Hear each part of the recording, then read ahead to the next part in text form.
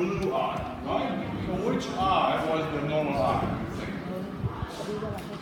It's the blue eye.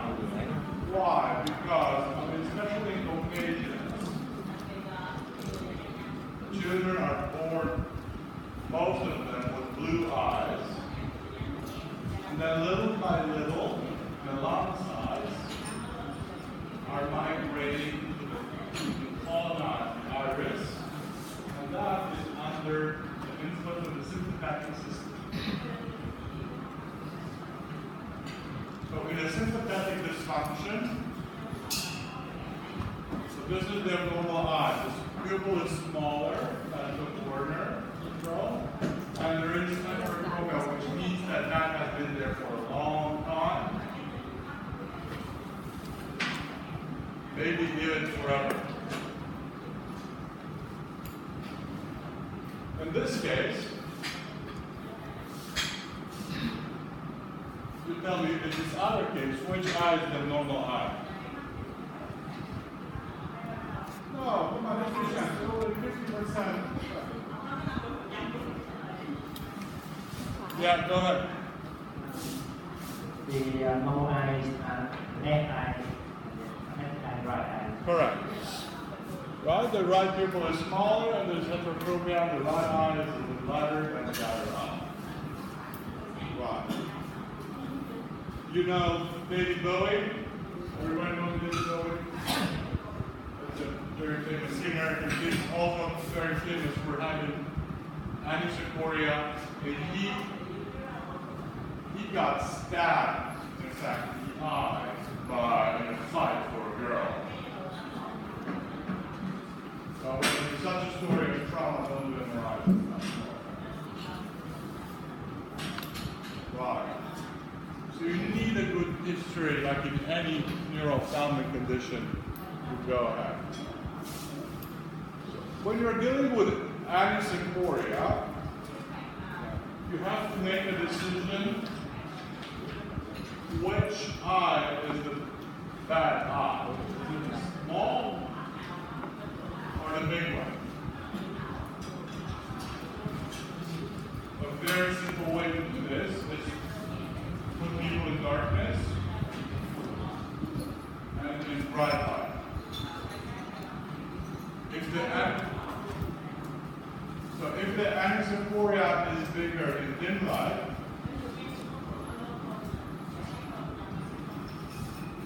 the bad pupil is a small pupil, but not that big.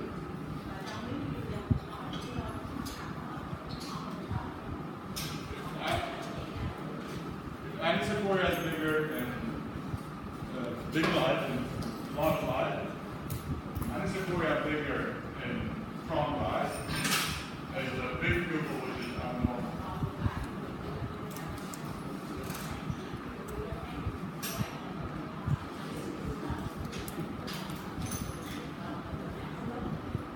So anisophoria bigger in darkness, there's a poor pupil dilation, and it's a sympathetic abnormality. That's probably a Werner. And this is a kid who comes in with a smaller eye on the left side.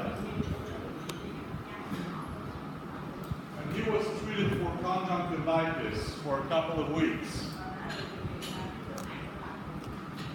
Until someone noted that the pupil is probably also smaller.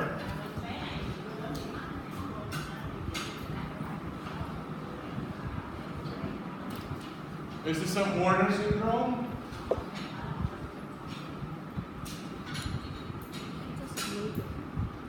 Who in the room, please, who in the room is worried about this case? Please raise your hand. Nobody. Oh, 1, 2, 3, 4, 5, 6, 7. Can you tell them to wake up, please? Tell them to wake up. Yeah, so this is a Werner, so it's critical to understand. Do you hear me? No. There's something wrong with it. Excuse me. Excuse me. There's something wrong with the microphone? Oh, Hello? Oh, sorry. Yes. Thanks. That works.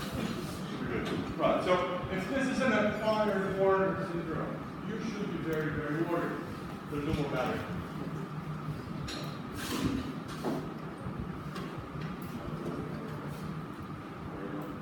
Can you hear me? Can you hear me? Oh, great.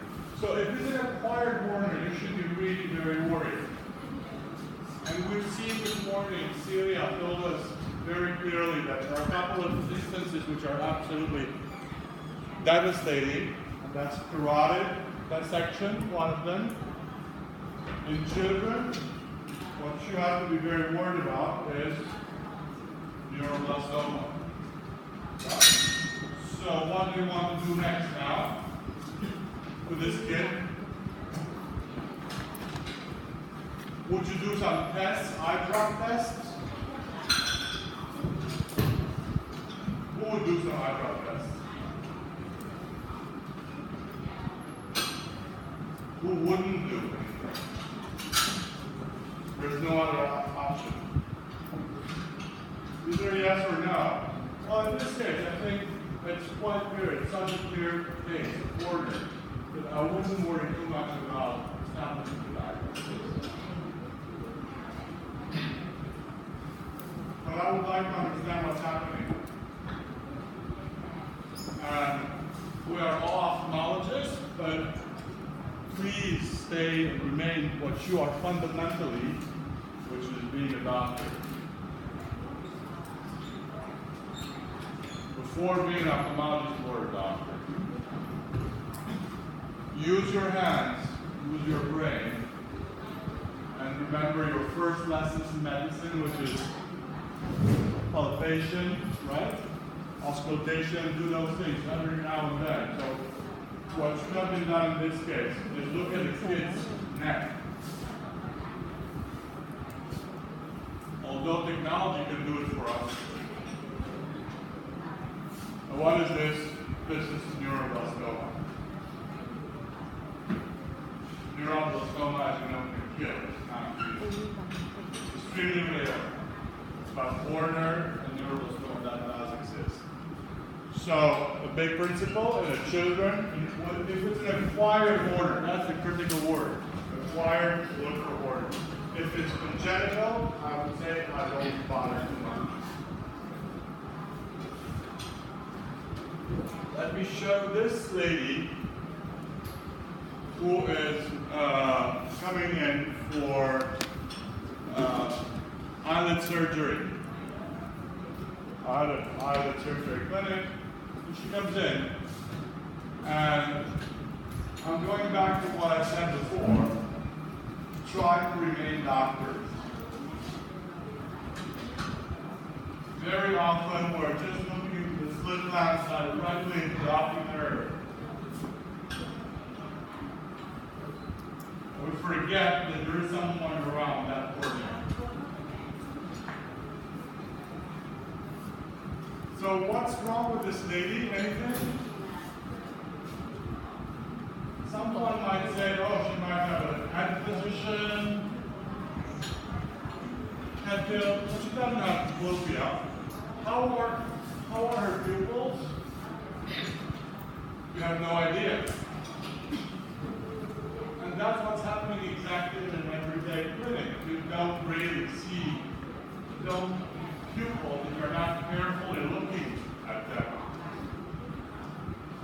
And I have to say that it's particularly difficult here in Asia to look at pupils because they are so dark.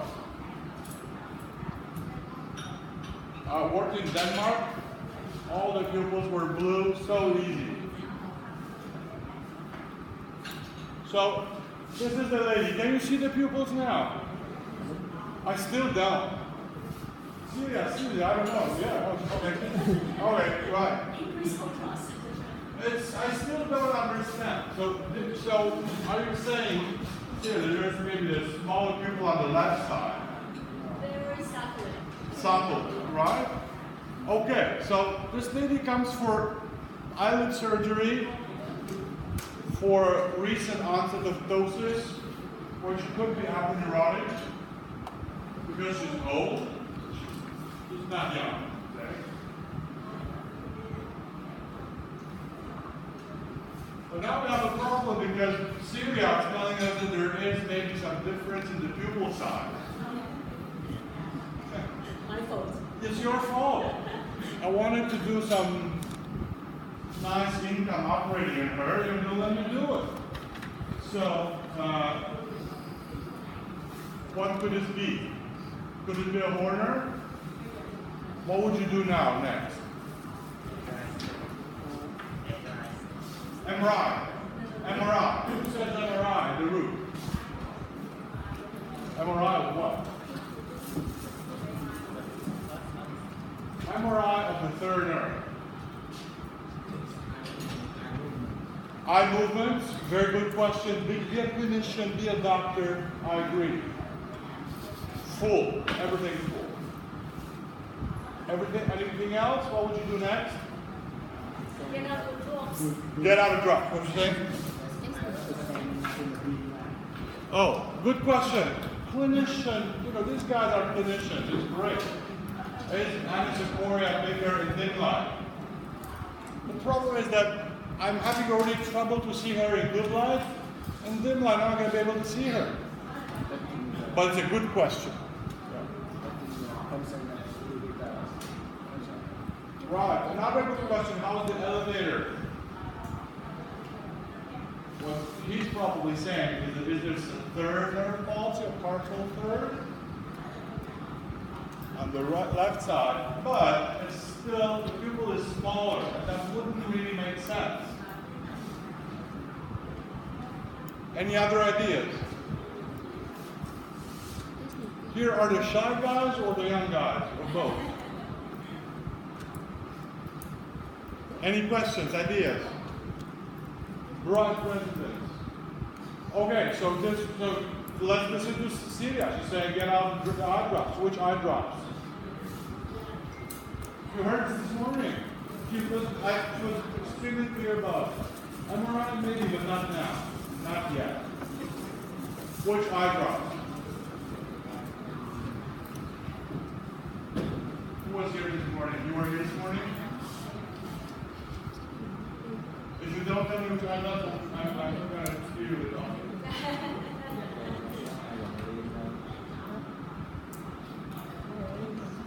Which eye drops? Upper.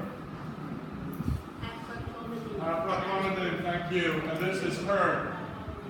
Or cocaine could have been one of them. It happens that I don't have cocaine. Iapidin, it's easier. So remember what we heard this morning. Iapidin dilates the affected pupil Horner and does not affect the whole pupil. A simple way to remember this, Iapidin is a drug, medication. So it should do things, should improve things. So the small pupil becomes big.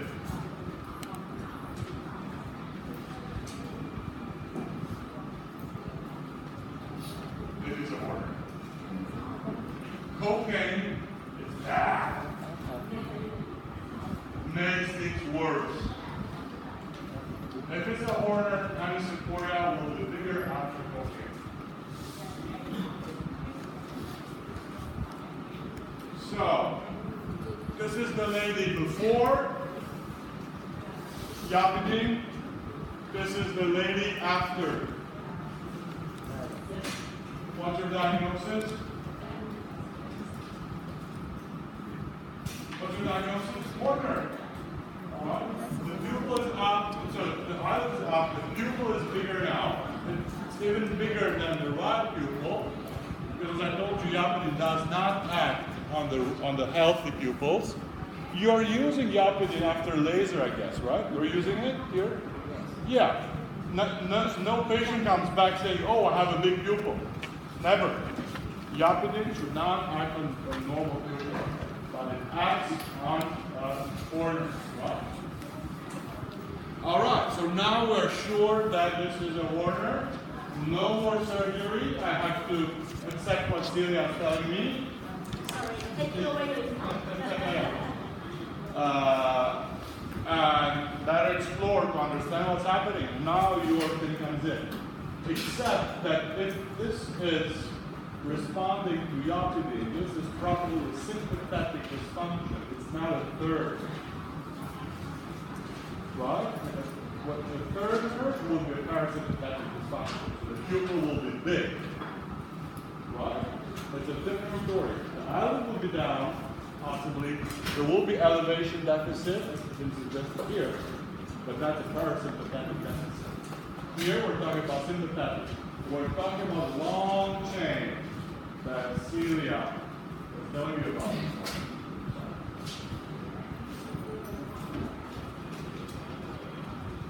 You want to explore the sympathetic chain. And there's a way to do this in a very organized way, looking at first, second, third, neuron 3, postganglionic in itself. Or just do a simple survival thing, which is what I do.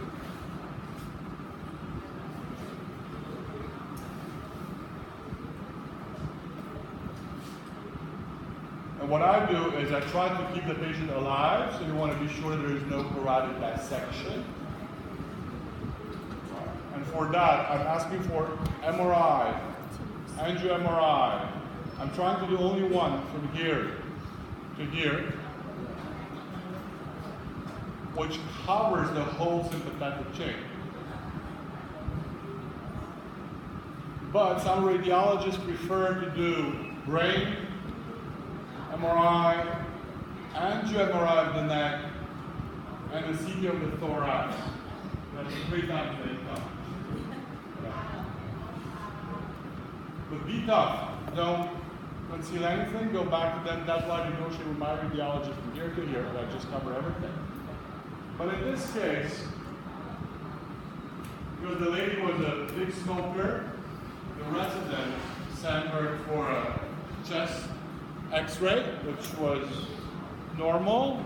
Do you agree it's normal? What do you know? It's normal. Okay. Well, we thought that maybe it was not normal, so we said, okay, let's do an MRI. Now, after the war, it's easy to try to see something here wrong. So after the war, a lot of heroes. So, see what's wrong? What is this? Pacus tumor, right? Compressing the sympathetic chain, going all the way down, coming back to the eye. What? So that's one of the big issues. It is rare, but do not forget about it. So I'm trying to summarize big principles. A foreigner can rule out neuroblastoma. And I would say it's probably not even your job, it's pediatric job to do it for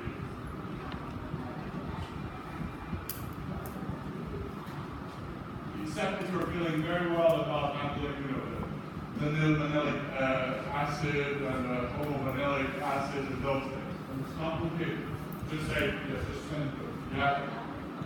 Right.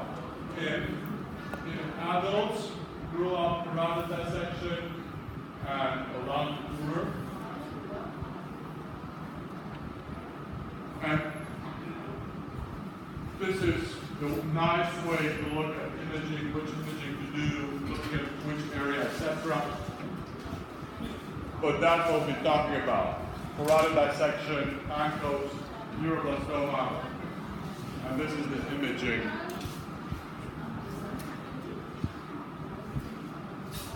That you can do. Right. Now, so this, it's quite easy. So this was a small pupil, and this is what's dangerous about small pupil. Hylocarpine and other things, forget about it. I'm talking about the big positive. Big pupil is normal. There are only 3 possibilities. It's quite simple, the pupil, it's just a lack of tissue. So it's a third nerve palsy, it could be the 80s, or pharmacological. Again, the big pupil is a normal.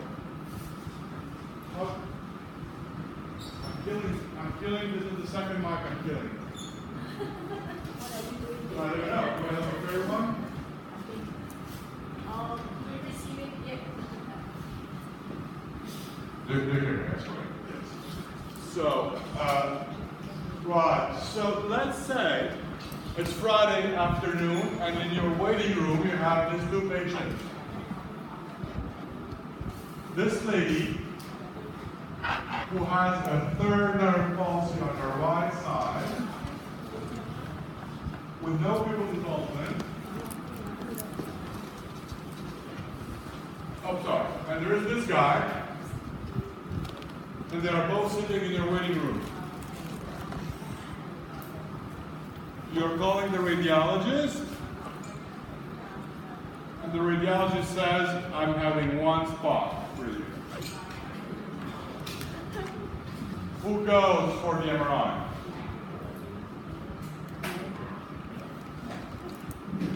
I asked this question my residents in the class, and they all said, it's the young guy.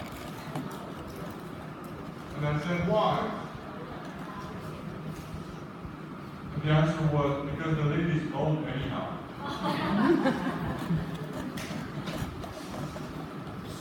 But they were right. It's the young guy. Why is that? Because, remember the 3P rule? When you're dealing with a third nerve palsy, P for palsy, you're asking yourself those three questions. As in the third nerve palsy, partial? Is there pupillar involvement? Is there progression? And maybe possibly also pain. So clearly the guy has a partial third nerve palsy and the pupil is involved. He's the one who is suspected an aneurysm. So this is the abnormal pupil now. And just to remind you that there's the vasculopathic third, which usually spares the pupil.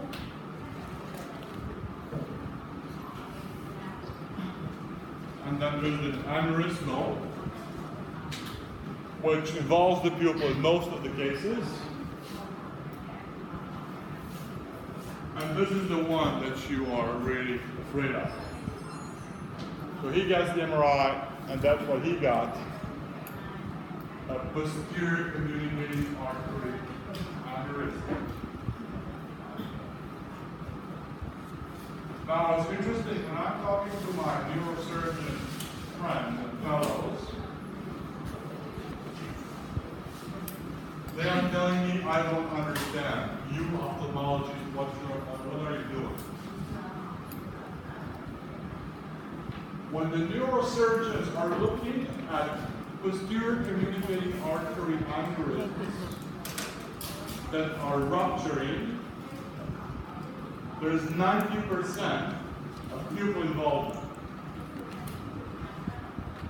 And the guy's saying, how can you miss them? Oh, and most of them are missed ophthalmologists, typically.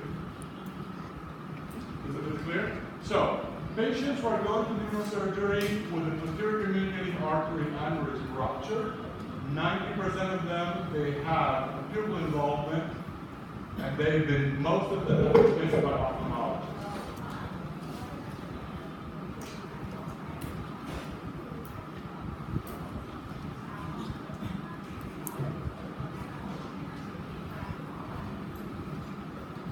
And he's telling me, how come you are so bad, all of you? I'm having a hard time to explaining that we see more than just those aneurysmal-related third nerve palsies. And I'm not seeing more than probably, I don't know, once every other month. I've seen 6 cases a year probably. But you don't want to miss that one. That, if you're seeing one a year, you don't want to miss that one. I'm sure that Silvia will talk about it again tomorrow. It's tomorrow, right? It's pretty on their calls. All right, time flies. I don't think I'll explain this. Right. So, I just want to show a phenomenal video. This is a girl who has a third nerve palsy, which is congenital. She was born with that. Yet she has an incredible fine happening. So, do you agree she has a third nerve palsy on the left side? Do you agree with that? She has ptosis, and that's why we're looking at it. Now look at the phenomenal thing that's happening. How is the pupil on the left side? Bigger, right? A bit bigger. Now, not reacting to light. Yet, look what happens now. She's apiducting, she's looking to her right. Look at the pupil. Oh, what's that? Aberrant regeneration, right? So, that's an exceptional feature. Aberrant regeneration of the pupil. But whenever you are seeing aberrant regeneration after a third nerve palsy, whenever there is aberrant regeneration after a third nerve palsy,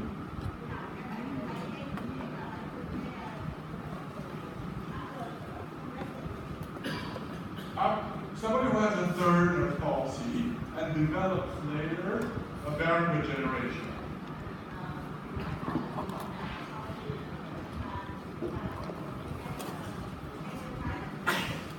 There is a big significance. That means there's probably compression. It's never ischemic. 80s. A few words about 80s pupil. It's never dangerous.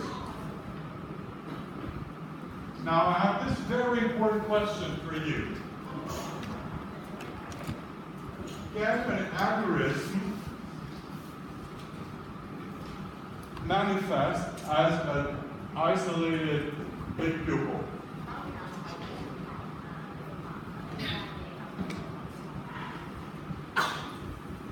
Internal ophthalmoplegia, can this be the first sign of a third nerve palsy caused by aneurysm? Who says yes? Who says no? In between. Yeah, it's actually, I would say no. I would say no. It's virtually impossible to have only those fibers go into the pupil that are affected, because an aneurysm is big and it cannot compress only a little bit of the fibers and leave the rest alone. Right. So, a couple of signs you know about 80s is a dilated pupil. Usually young ladies, blurred vision at near, and there is better vision supersensitivity. Now, the way I'm dealing with 80s, I'm looking at motility, eye motility. Is there a sector palsy? Looking for the slit lamp. And most critical that we forget is that is there accommodation and meiosis in observation? Look at this guy. What's the abnormal pupil, please? Which one is it? You can say I don't know. Or you can say tell me more about conditions. Yes, the light conditions, right? So let's say this is a strong light. Which is the normal pupil?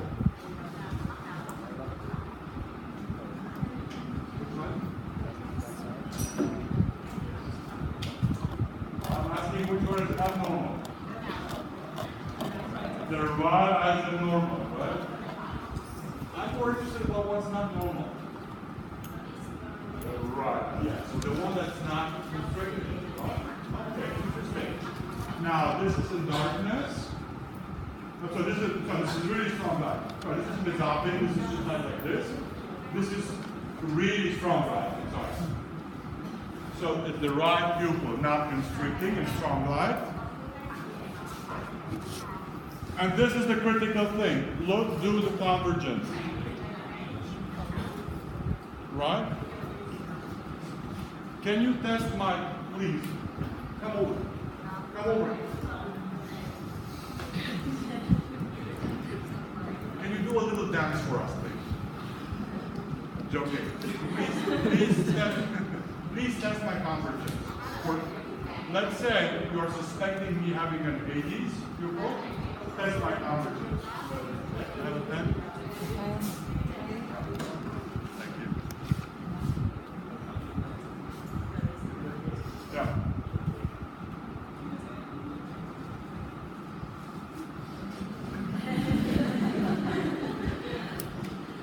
Is that what you do? That's not what I do. So, can I touch your convergence now? Move your glasses. So, why is it called a tonic pupil? It's called a tonic pupil. What's the sense of the word tonic? No tonic? It's genotonic? Right? So that means it takes time, it is strong. So if you're doing that, you're just testing what's called a phasing. Quick constriction of the pupil. This is a tonic thing. You have to take your time, take your time, take your time. And then once you're there, keep it there for some time, and then remove the thing, and then see what happens with the affected pupil. The affected pupil will have trouble to redilate because it's a tonic constriction. Right.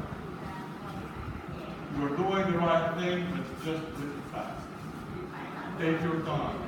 Right. Thanks very much. Thanks. Right. So test the convergence, and then this is the critical thing. You need your slit lamp.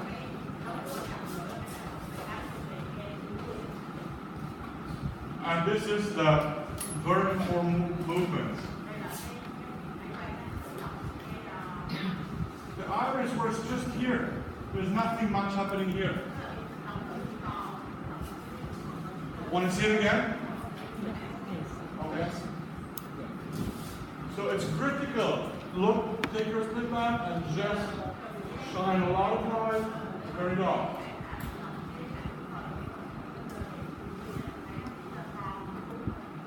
So there is sectorial palsy here.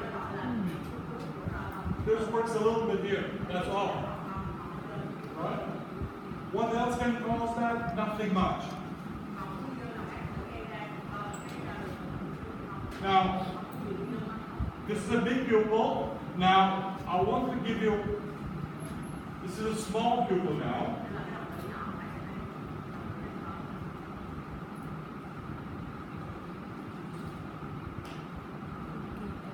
It's a bit shaky, you know, those things. It's a small pupil. What does that mean?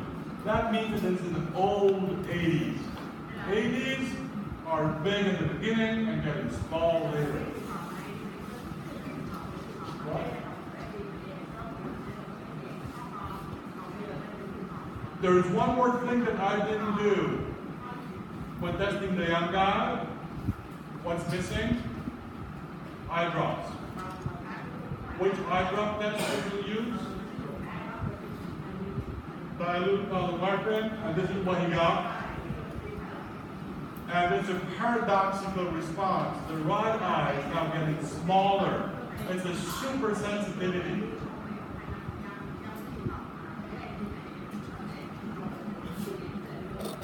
These receptors, they are dying for some input. As soon as you put a little bit of pilocarpine diluted, yeah. So I'll probably stop here because I'm flying. It's been 45 minutes. I will just move on. Let me see what else.